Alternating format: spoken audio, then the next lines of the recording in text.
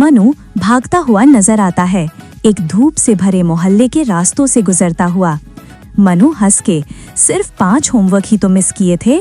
वो झाड़ियों से गुजरता है, दीवार फांदता है और आखिरकार पहुंचता है किला बहादुर सिंह, एक पुराना टूटा फूटा किला जहां हर पत्थर, हर दीवार एक राज छुपाए हुए है।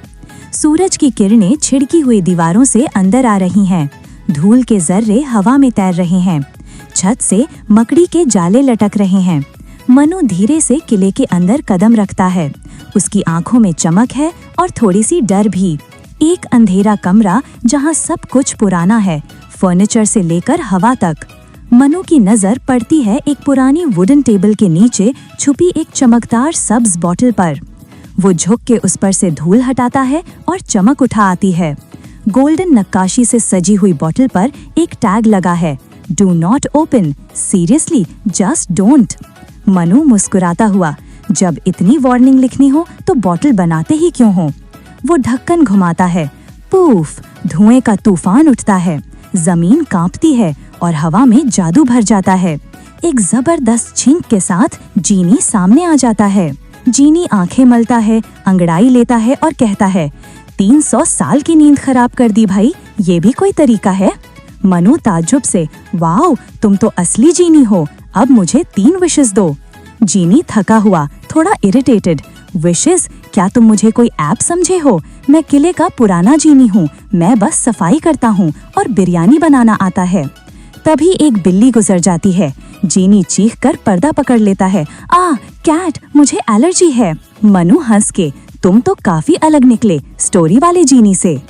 मनु जीनी को घर ले आता है। शुरू में सब कुछ मजेदार लगता है। जीनी पॉपकॉर्न बनाता है, झाड़ू से ज्यादा तेज सफाई करता है और फ्रिज में मैजिक करता है। लेकिन कुछ ही देर में तबाही। जीनी डिशेस उठाता है, सब तोड़ देता है। रात को मनु की अम्मी के ख्वाब में आके कहता है, बेगम साहिबा, आपका बेटा बहुत शैतान है, होमवर्क जरूर करवाया करें। अगली सुबह मनु को डबल होमवर्क मिलता है और एक लंबा लेक्चर भी। किला बहादुर सिंह दोबारा नजर आता है, लेकिन इस बार सूरज डूब रहा है, रोशनी नरम है और हवा में उदासी सी है। जीनी थक चुका है।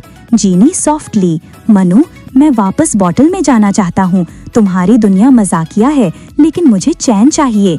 मनु हैरान, फिर मुस्कुराता हुआ, समझ गया, दोस्ती जरूरी है, लेकिन हर दोस्ती की अपनी लिमिट होती है। वो जीनी को वापस बॉटल में रखता है। जीनी हंसता है और आखिरी बात कहता है, याद रखना मनु, शैतानी ठीक है, पर हद से ज्यादा हो तो जीनी भी तंग आ जाता है। एक हल्की सी चमक और जीनी गायब हो जाता है। मनु थोड़ा सा ज्यादा जिम्मेदार, लेकिन फिर भी वही चीख चीख के हंसता हुआ मनु रहता है। शैतानी ठीक है, लेकिन हद से ज्यादा हो तो दोस्ती भी सजा बन जाती है।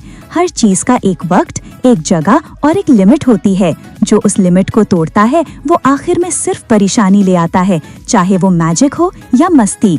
कभी कभी जिस चीज पर मत करो लिखा हो, उसी में सबसे बड़ा सबक छुपा होता है। और सबसे जरूरी बात, दोस्ती और आजादी दोनों की इज्जत करो, चाहे वो इंसान हो या एक थका हुआ जीनी।